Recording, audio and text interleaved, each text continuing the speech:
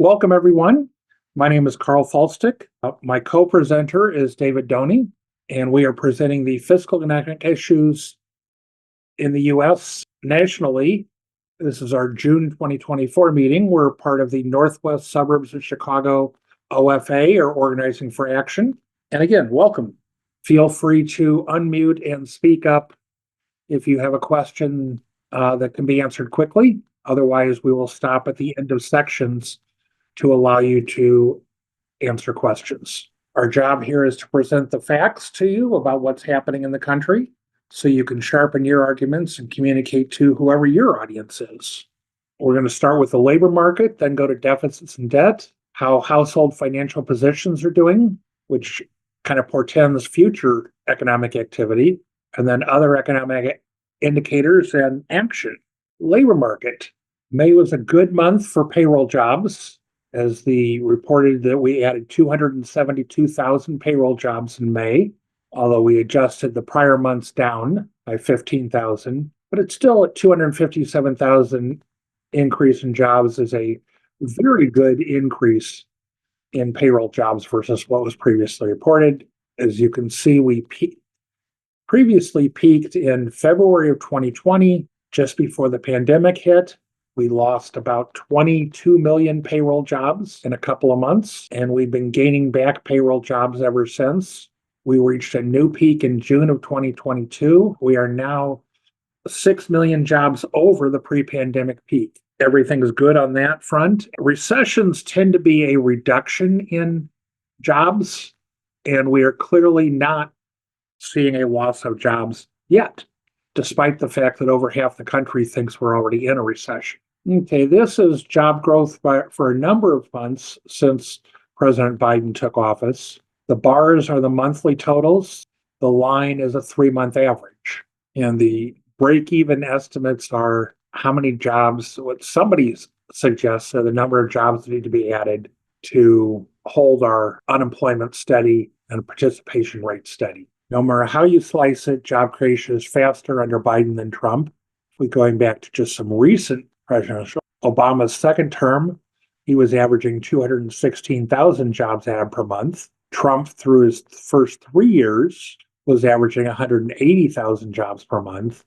You take the full 4 years, he averaged a loss of 57,000 jobs per month, which was the first loss of jobs in a presidency since Herbert Hoover. Biden, from inauguration, which was recovering jobs lost from the pandemic, has averaged 390,000.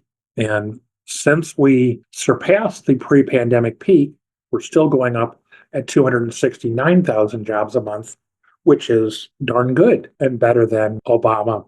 And unemployment rates, the U3 rate, which is the popularly reported rate, was reported at 4.0% in May. The U6 rate, the U3 rate is people who are not working or have looked for work in the last month divided by the size of the work. So the number of unemployed divided by the number of people in the labor force. That was now the U6 rate is people who are not working, who have looked for work in the last year, who are working part-time and want full-time work. So it's necessarily bigger than the U3 rate, but it's still down at a pretty low level versus historic levels. Both of these are good numbers, and as we note here, although the streak of below 4% rates arguably ended with the 4.0 reading in May, the actual reading was 3.96, and so one could argue that it's continuing, and we'll just see where it goes next month. Unemployment rate average over a presidency. This is Biden is at 4.16%. LBJ was at 4.17%. Biden's average is very good. Historically, it's the best. These go back to Kennedy or Johnson or Nixon. The data actually goes back to, the data is January 64, so it's Johnson, LBJ. The data actually goes back to 48, so it starts with the middle of Truman's term. And the way I prefer to look at the unemployment rate data is the change in the unemployment rate over the course of a presidency.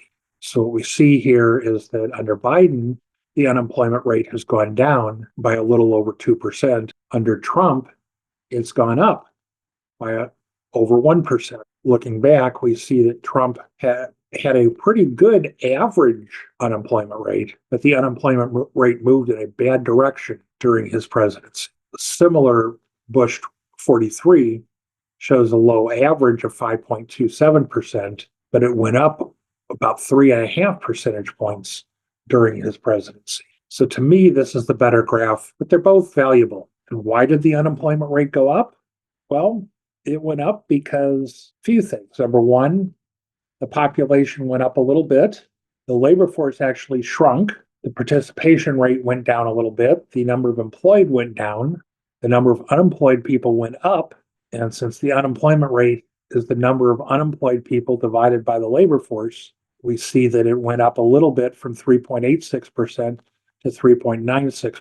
Again, not quite 4%, but around. Okay, so we got the employment population ratio for prime age workers, 25 to 54. Age group was picked because at 25, most people have finished their post-high school education, and 54, most people have not yet retired. Obviously, there's some exceptions to that, but that's why those ages were changed. And so we see that there was no change in this ratio in the last month.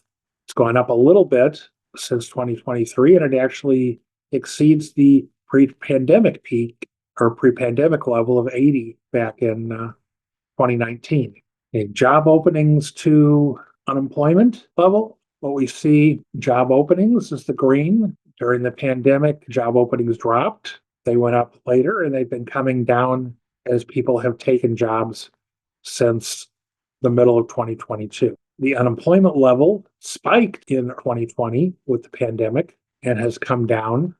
It was 6.3% when President Biden took office, and it's now, as we talked about, at just under 4%. And so the ratio of job openings to the number of people unemployed, there's more openings than there are unemployed, but this ratio has been going down since 2022 as people have taken the open positions. Any questions? I guess I'm curious, does this mean that it should be a good time to get a job, or are the jobs all largely full?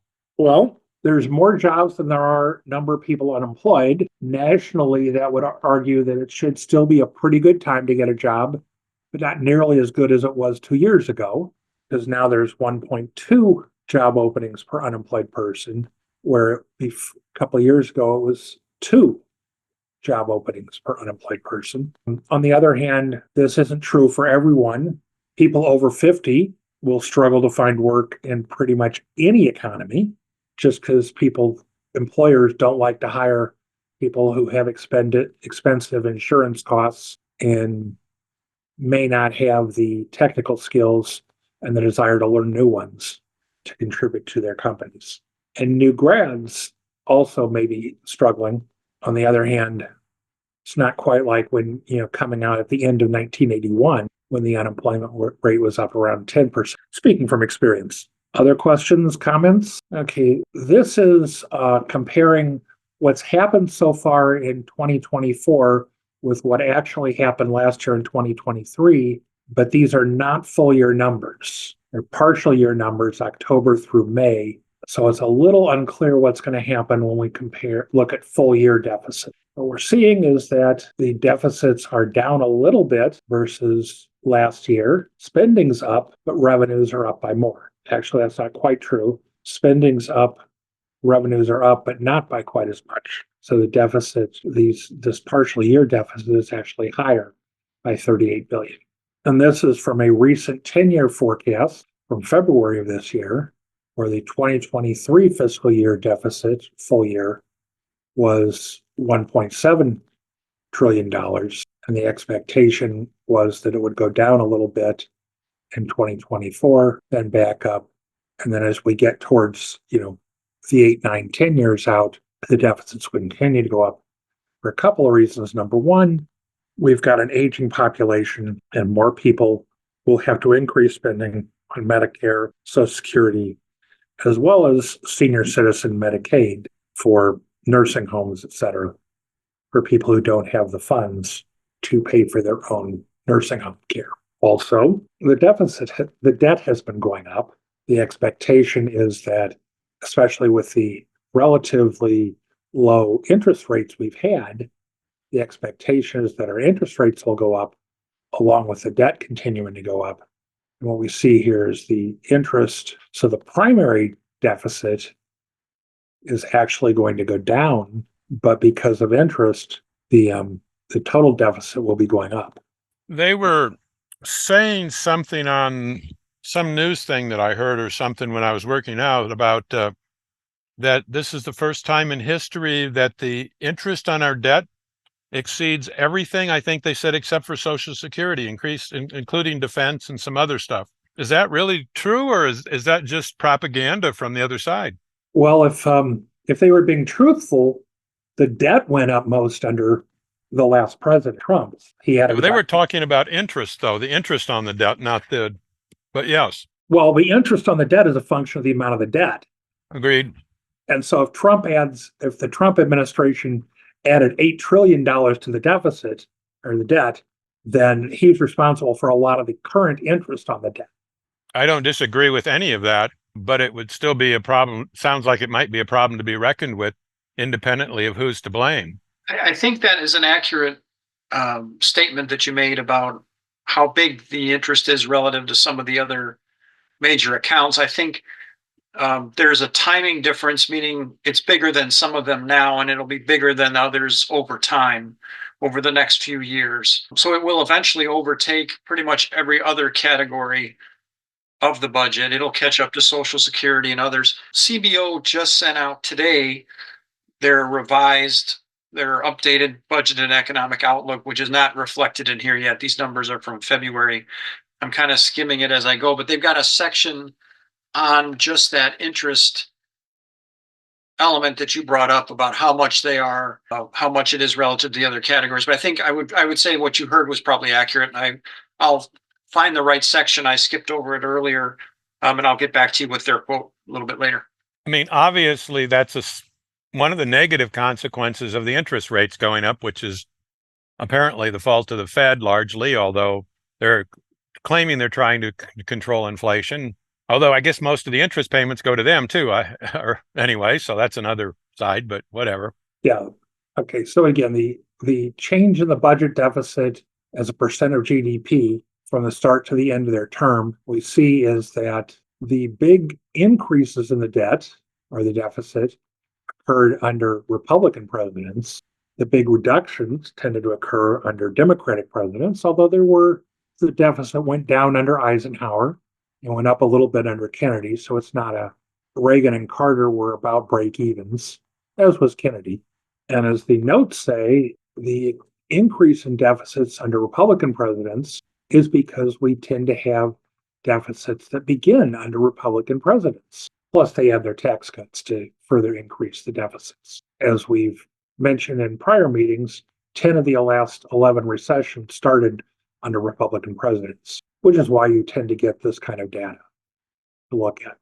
And this is David patting himself on the back, throwing out his shoulder, dislocating it because he's getting a lot of positive feedback on that last graphic, posting this on his Twitter. Mehdi Hassan retweeted it. He's got 1.5 million followers, and so a lot of people saw this. So Karl was insisting on including this, and we did, and put it on Twitter, and an awful lot of people saw it. 550,000 views, which is largest, I think one of the largest ones I've ever seen for our stuff. Well, appreciate it. Good job, David. We'll pat you on the back so you don't have to throw it. That's right. $1 each view is how I look at it. I think we should give him free pizza at the next pizza event. Sure. Thank Mr. Hassan he was at MSNBC before, and they just recently let him go, but he still has a huge Twitter following. Well, we'll give him free pizza at the next Indivisible gather, and hopefully he'll show up for one of these days. Any other questions about deficits and debt? David, do you want to pick things up on household financial position? Sure. I just want to point out, I included in the chat a response to the comment that was brought up a second ago about interest passing different categories of spending. And so what they said, the Congressional Budget Office said that net interest outlays are almost $900 billion this year. they'll surpass the discretionary outlays for defense, which are, a little bit less than that barely, and then go up to 1.7 trillion by 2034. So that's a decade out. The way you want to look at stuff over time, though, when you're analyzing the budget deficit is as a percent of GDP, because the economy grows a lot. So don't just be shocked by numbers that are out in the future. You got to look at them as relative to the size of the economy. And so what it says here is that they will eventually pass Medicare at 4% of GDP, 4.1. And then they won't, though, pass Social Security, at least in the next 10 years, which is in the 5 to 6% of GDP range. One thing I'll add to what Karl said is that the CBO by law has to assume that the Trump tax cuts are going to expire on schedule. And I think it's realistic that they won't. For example, Obama extended about 80% of the dollar value of the Bush tax cuts. The Democrats are not going to raise taxes on the middle class. Biden has already said no tax hikes unless you make 400,000 or up. I believe that's for a household, not per individual. So, that is, I don't know exactly where that is, but it's probably top 1% or very close to it, which means he'll be extending a large percentage of the Trump tax cuts if it's up to him. And so you would see that those deficits are understated relative to what they would be. One thing also to point out, though, is that interest rates are likely to start going back down. And if the Fed were to take those all the way back down towards zero, where they used to be, then there's not a whole lot of interest. A lot of those bonds will already be out there. So if they issued them at 4 or 5% interest, we're going to have them for a while. But over time, if the Fed maintains interest rates at a low level, that interest amount will come back to a much more reasonable amount. Obviously, even if you add 50 or 60 trillion dollars in debt, if it was at a 1% interest rate, you're not really in a tough spot. If it's at 5% interest, you are. And you guys see this in presentation view. Hey, got it in one. All right. So let's talk about how households are doing. So the households right now, and let me scoot this down as well. So since before the pandemic, hourly wages have outgrown inflation. As much as the media loves to complain about it, the fact is that hourly wages have always been above inflation ever since February of 2020, which is the last pre-pandemic month. And frankly, you could have started any time before that and you'd have the same answer, which is that wages have outgrown inflation. People have had more purchasing power throughout the Biden era than than pre-pandemic. And I'll explain why that is in a second. But if you look at CPI, all that's up about 21%. And the CPI core, which excludes the more volatile food and energy, is up 19%. And the hourly wages, are up about 25%. So you have more purchasing power. If you kept up with the average, if you're an average worker, you kept up with that. You have more purchasing power than before the pandemic and have had throughout the period. And by the way, those hourly wages don't include all the different transfer payments that the government gave people, all the checks and earned income credits and other stuff. This is just the hourly wages that are reported. So clearly all those other things helped, and I'll explain overall income in a minute. CBO did a study on that. When you look, and this is part of why there was a lot of confusion on this issue, and it's the media's fault. They confused people, whether it was deliberate or not, I don't know. But what they did is they said, under Biden, real wages are down. And if you look at January 2021 to the present, that's true. Real wages are down or they're flat. And real means inflation adjusted. So this is, the number of hours of wages in current dollars. So 2024, May 2024 dollars, every prior period has been restated in May 2024 dollars. So you can compare apples to apples. And you can see that they're correct and that the real wages are down or flat.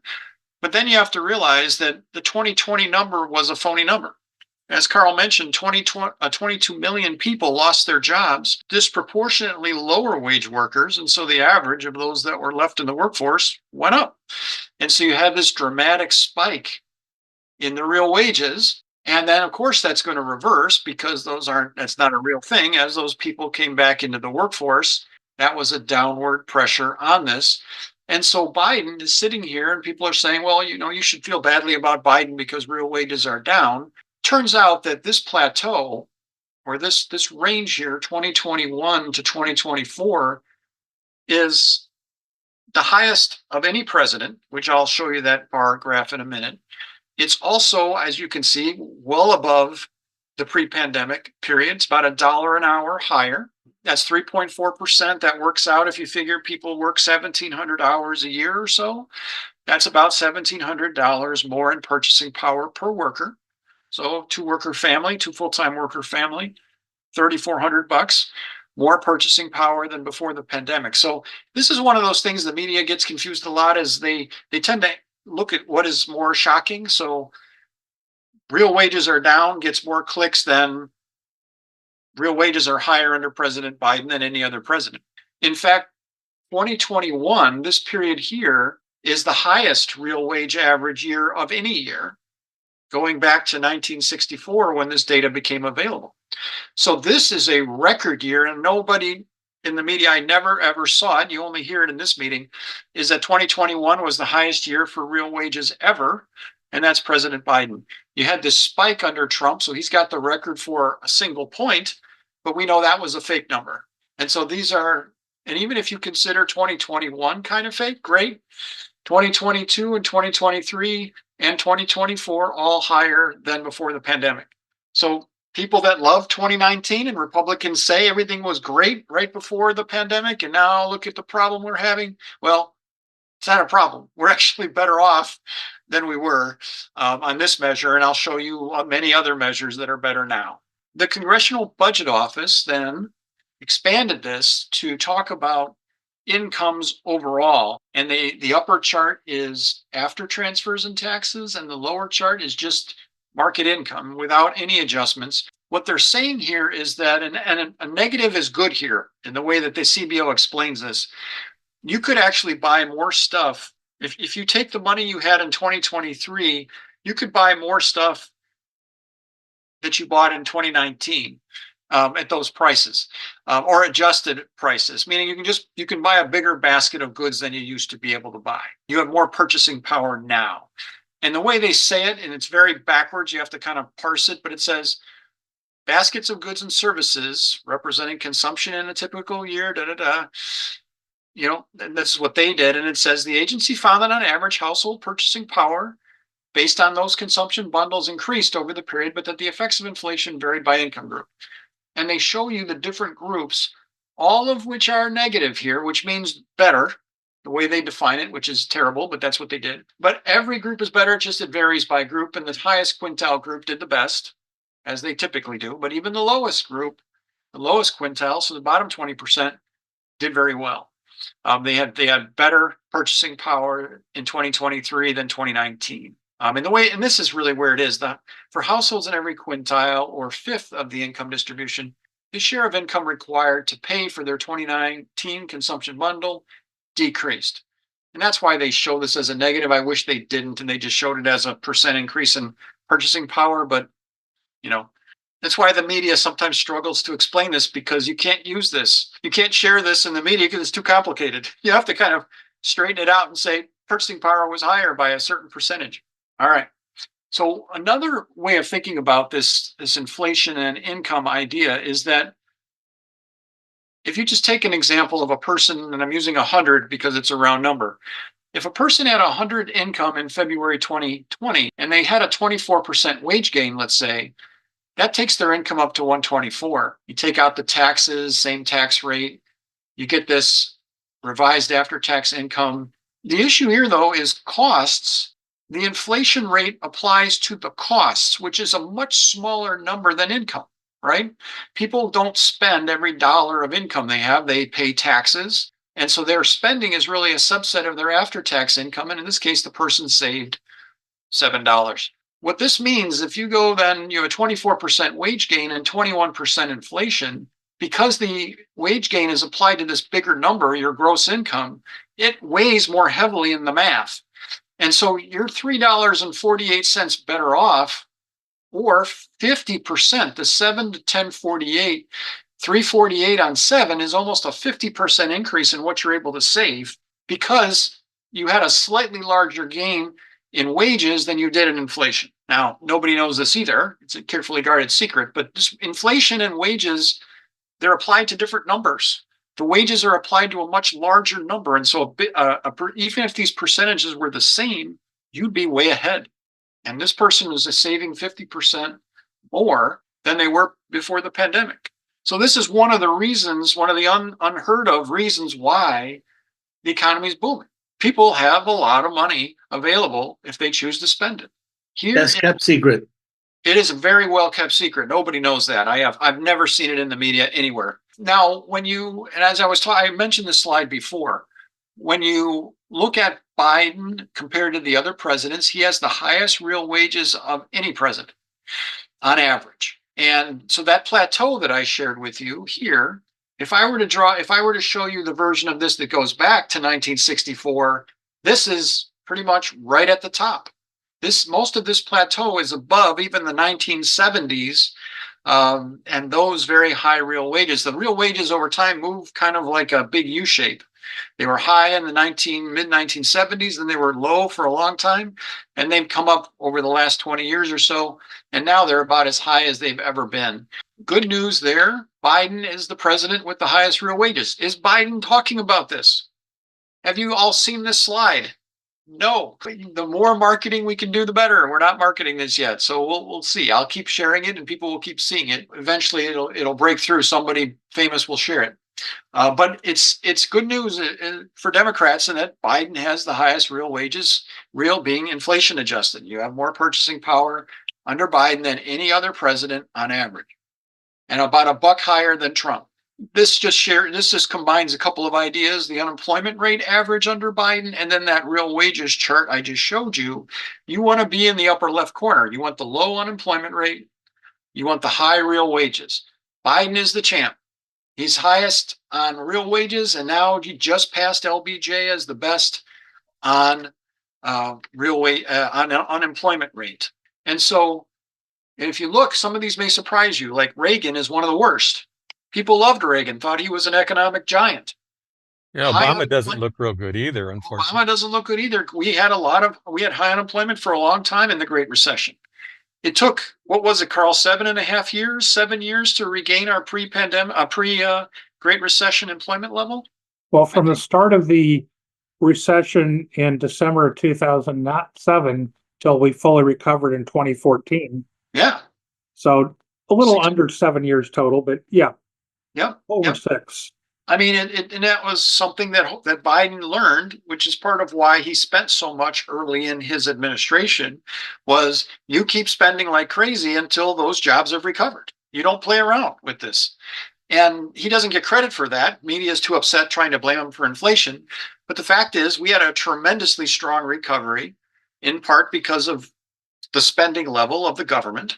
And also something we talked about a couple of meetings ago, but deserves more attention, and we'll revisit it, is immigration. Letting in so many millions of immigrants has been a huge boost to the economy. And the idea that we would deport 20 million people is economic suicide, let alone, ethically and other reasons awful. What happens if you get caught up in that? Are they going to be able to get you back out of Mexico if you got thrown on the wrong bus? Good luck with that, especially if you're a Democrat. So, but when you look at the different presidents, Trump wasn't bad. He's in a good spot there in the upper left, but Biden is better, and clearly better. Now, when you look at net worth as well, so you've seen the chart essentially on hourly wages and inflation before. I've just included the CPI all and the hourly wages up 25 and 21%. But the net worth of the 50th to 90th group up 48% since before the pandemic. And the net worth of the bottom 50% group up 94% versus pre-pandemic. Now, granted, it wasn't a big number to start with, but it is, think of it as going from I think 20,000 to 40,000 approximately would be one way of thinking about it. But it's still a very big increase for that. So not only has purchasing power, the wages exceeded inflation, but the net worth has far exceeded inflation. And if you're not familiar, net worth is everything you own minus everything you owe. So it would be, for most of us, it's what we have in our 401ks and in our bank accounts and everything else minus what we owe on our mortgage. This is the detail numbers. And so the way this chart works is you've got the different groups across the top. And here's how much, and this is all adjusted for inflation. So these are apples to apples comparisons. It's all in 2024 first quarter dollars. And this data is hot off the presses. We just got it over the weekend. Top 1% up 5 trillion, almost $6 trillion, or a 14% increase in their net worth. The 90th to 99th up 3 trillion or 6%. 50th to 90th group up almost 8.5 trillion or 23%. Bottom 50% group up 1.4 trillion or 61%. And so you've got, for the total, the US net worth, $152 trillion. Just keep that in mind when you hear people fear-mongering about the national debt being 35 trillion or whatever it is. That's the net worth of the US. Don't panic yet. We got a while. All right. And by the way, that tends to grow and has been growing for a while. Now, when you get down in here, we're talking about share of the increase. So this is how much went to each group. And this gets at a question of political power of each group. How much of it were they able to get? And you see that the top 1% got about 30% of that increase. So this number is 5.74 divided by 18. That's where you get the 30.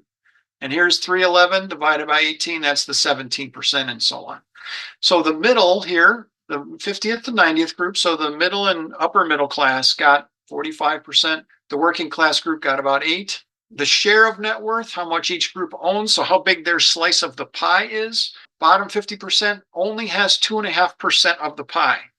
So when you hear about income inequality and wealth inequality is far worse than income inequality. It's orders of magnitude different, is much worse for wealth.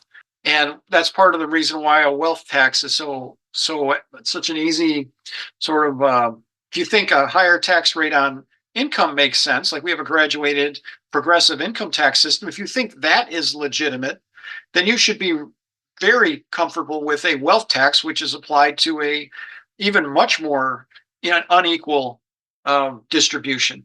Now, the good news here is these last two groups saw their share go up. So the share went from 1.8 to 2.5 for the bottom 50%, and the same an increase for the bottom for the 50th to 90th group, and then either down or flat for the top 10%. So you've had an improvement in wealth inequality since before the pandemic, but still very unequal for that bottom 50% group. One thing that Karl has mentioned before, and I think it's a good point, is that when you look at Social Security or Medicare or the different benefits that people get when they retire, that would tend to equalize some of it. In other words, if you treated Social Security as an asset, you're sort of giving that asset fairly equally, relatively speaking, across the population. Clearly people that paid in more get a little more, but not an enormously different thing like this. It would tend to balance things out a little bit. If you also look at the benefits of Medicare, if you assume that you had to pay that for yourself and you had assets in the bank, if you were to add assets, it would even this out a little bit, but it's still pretty stark when you look at it this way. David, how is a wealth tax applied? We don't really have one. That's why I'm asking the question. Yeah, I mean, so the way I look at it is there are a variety of ways you could do it. I think what you do is for people that are relatively richer, let's say 5 million or 10 million and up. As a net worth. Yeah, and net worth, that's right. They would file a net worth statement with the IRS, and then they would pay a portion of that every year. Let's say 2%. And if you look at these numbers, let's pretend for a minute, just for the sake of math, that you did this with the top 10% only. And that would get down a little lower, like that would get down to like 2 million net worth. So you could argue that, but let's just use it for math. It's because the numbers are nice and round to use. These two numbers together, 46 and 55, or let's use 100 trillion round number. If you tax that at 2%, that's 2 trillion a year. And remember what Karl was showing us, those deficits for the next decade are in that 2 trillion and a half to 2 trillion range. For scale, if you were to tax the wealthy 2 trillion a year, that would essentially pay off the deficit. You'd have a balanced budget. And now we had the MMT conversation last month or 2 months ago. That's not necessarily a desirable outcome. I don't want to talk to that in this meeting. We can talk about it when we get to Q&A. But if you were to get $2 trillion out of that top 1%, notice something else here in that they might not get poorer, meaning that we have to divide this a little bit, but this is what, 2019 to 2024. So over 5 years, they got about 9 trillion richer. So they wouldn't be getting that much poorer if you did this. Their wealth would probably not grow. They wouldn't be in the poorhouse by any stretch of the imagination. Let me pause there. If somebody wants to comment, then I'll continue. I don't think we have a legal mechanism for a wealth tax at this point. Remember that historically, we didn't have a legal mechanism for an income tax until, was it the 16th Amendment or whatever? Yep. Made it legal. Yeah, and it definitely would face a constitutional challenge, no doubt about it. Another alternative we have is somehow the estate tax is legit. You could be much more aggressive in the estate tax approach and not give people all the loopholes that we give them. One example that people might not be aware of is if you have a large estate, when you pass that on to your heirs, they gross up all of the gains. So in other words, you don't get hit with a massive capital gains tax if somebody has a giant portfolio that's appreciated over decades. That base value is grossed up to the current value. So like if you got NVIDIA stock, which I think was, where did it end up today? 135. If that stock was owned by that person when they bought it for $50, if they die and give it to their heirs, it starts out for the heirs at 135. They don't have to pay any capital gains tax until it goes up some more and they sell it. You could eliminate that. You could force the estate to pay that tax at death. And again, you can do it in a progressive way. You don't hit the small estates, you hit the big estates. The idea that a Jeff Bezos could be worth, what's he worth now, 100 billion? Is it more? That he can give away a huge portion of that tax-free to his heirs is insane. He can figure it out, though. There are legal loopholes to allow you to do some of that. And all of those capital gains he has on his Amazon stock that are in there, the heirs don't face any of that because they would get it all grossed up to whatever the value is at the date of his death. So there's a lot that could be done with an estate tax, but we've chosen not to do that. That's my favorite. Like if the wealth tax were blocked, I would say, great, estate tax. And the way I would pass the law would be kind of to do both, like sort of like you pass the law saying we're going to do the wealth tax and that is what governs. But if that is declared unconstitutional, then we revert to this estate tax regime. I would do it like that and see what happens. You don't want to pass one and then lose years of legislation because you didn't think about the fact that it might be blocked. Pass them both. We do have a form of wealth tax and school taxes on the value of real estate.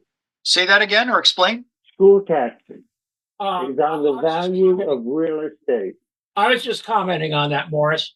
Yes, the property tax is our only remaining wealth tax. And there's a reason for that. It only hits a small portion of the wealth of the wealthy. It does hit a very large portion of the wealth of the less than wealthy, and it hits even renters. They can't avoid it because they pay indirectly. So it is probably our most unfair tax because it literally applies to only the income of people who have, or it only applies to the wealth of the people who have little. Sure. And that's especially true for people who are retired and their income is staying pretty level. It's not going down. And so they're not in a position to have that increase in income.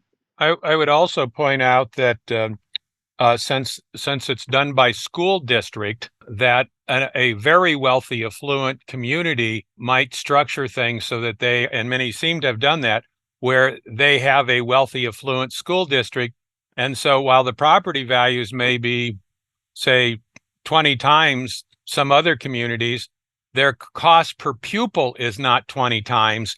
And so they disproportionately would actually pay less based on the value of their property, if you get what I'm trying to get at here. Yeah. There's even another factor that's interesting. Commercial property is taxed, I believe, at 35%.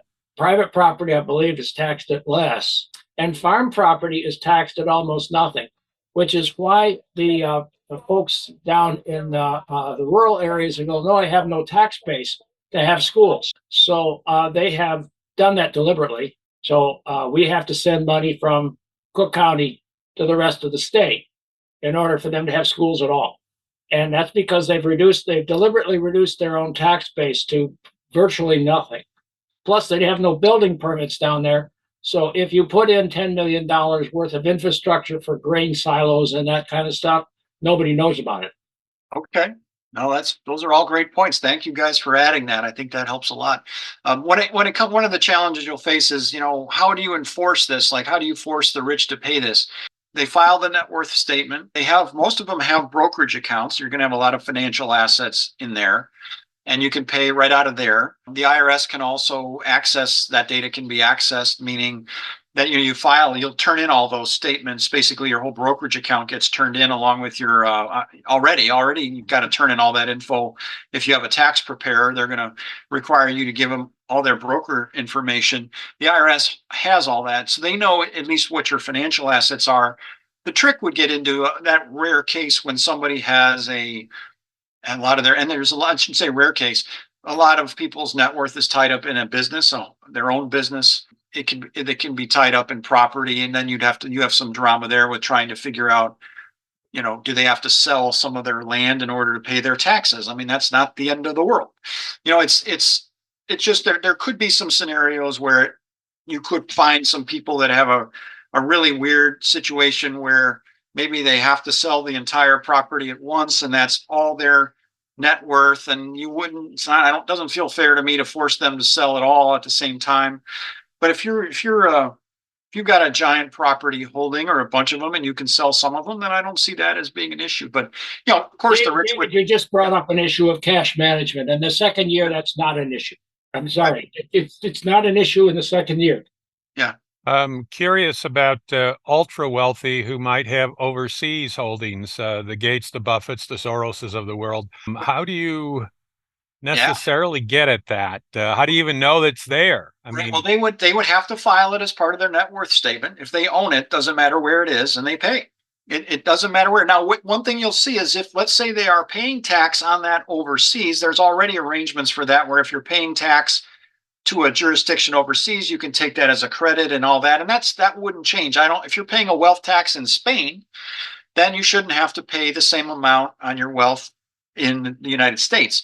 But if you're a U.S. citizen and you've got a big net worth, whether it's properties in Spain or South America or anywhere else, fine, you get a credit for the wealth taxes you pay there. But if you can't afford to pay the tax otherwise, you got to sell some of that stuff. My son lives in Netherlands, and he has they have a wealth tax. He's an expat, but he's been there long enough that he's pretty much paying. I believe he's in the domestic tax system over there. Sure. And he has to pay a wealth tax, and it's a no nonsense thing. They already know, right. He's got. Yeah. Even though some of it's held here. It can be done. I mean, it's just a question of creating a proper enforcement mechanism. And, if people have financial assets in the United States in their brokerage accounts, it's a no-brainer. If you move them overseas, then you may have some issues. They could try to avoid it if there were a country that would refuse to pay it. There could be issues, but we'd have to see what those are. But you file a net worth statement with the IRS. For most people, that's going to be pretty simple. And most businesses that have significant valuations, they get a value study done of that business. And so that is something that is part of this. Maybe you could take that as a credit if we need to do that. If you need to spend $50,000 to get your business valued, fine, get a wealth, take that as a credit or half that, whatever. But it can be done. It's just a question of the political will to put it in. I know from experience that the CPAs who do valuation, they make a good living. Yeah, yes, they do. It's hard to do right. It is definitely tricky. Well, last slide before our break. Couple of comments. Yeah, sure. One, with regard to the estate tax, the exclusions under the excluded value under the estate tax went up significantly under the Tax Cut Act of 2017. Mm-hmm. When those provisions expire next year, assuming they do, the value of the assets that'll be shielded from estate tax will go down significantly. We all know that business valuations are a precise amount. Just look at the value of the Trump golf courses for purposes of getting loans versus paying property taxes. Yep.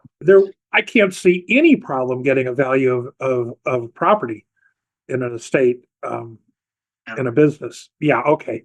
Yep. No, I'm with you. I know there's definitely going to be games like that, but we'll see. Last slide before we take a break. During the pandemic, people saved a lot of money. They couldn't spend. The government was giving them big checks. If you weren't one of those 22 million that lost your job, you had your job still. And if you did lose your job, you got pretty generous unemployment insurance. You got the earned income tax credit for a while. I mean, there's a lot of money that was put in people's pockets and they weren't spending. And so it added up to about 2.1 trillion. The Fed is estimating that has all been spent, meaning that is, and I've talked about this in many meetings here, that this is something that I think boosted the economy quite a bit, where all that spending was adding to GDP. And people kept predicting we'd be in a recession. People kept saying, oh, the GDP can't keep growing like this. Well, I think the spend down of this 2 trillion was a big part of that. The Fed is saying they don't think that there's any of that left, meaning that it is gone. I don't have the slide in here, but it was something I was tinkering with. Inflation is not why people have seen this, their spending go. I mean, how would I say it? There's the national savings amount is falling. So it used to be like $1 trillion annualized, and now it's like 700 or 600 billion. And so people would logically think, well, isn't that because of inflation? Stuff's more expensive, and so that's eating it up. But you can do the math and adjust for that. And it turns out that it isn't that inflation is eating all that up. It's that people are actually buying more stuff. People are, instead of saving $1 trillion, they're saving 600 because they're buying $400 more stuff, $400 billion more stuff. And I'll show that slide next session. I don't want to dwell on it, but it isn't inflation that's depleting savings. It's just people are buying a ton of stuff. Is it essentially that people, based on having all this excess pandemic money coming in from the federal government, that people got coming out of that, got in the habit of spending because they had so much money, and now they're in the habit of a certain cash flow for expenditures? And oh my gosh, since the money's not coming in from the federal government anymore, they're feeling poorer. They're feeling like they can't buy as much as they could a couple of years ago when they had all that, were flush with all that cash from government programs. Now that is a common narrative, right? You hear that in the news a lot, that maybe people are angry because they don't have all this money being given to them.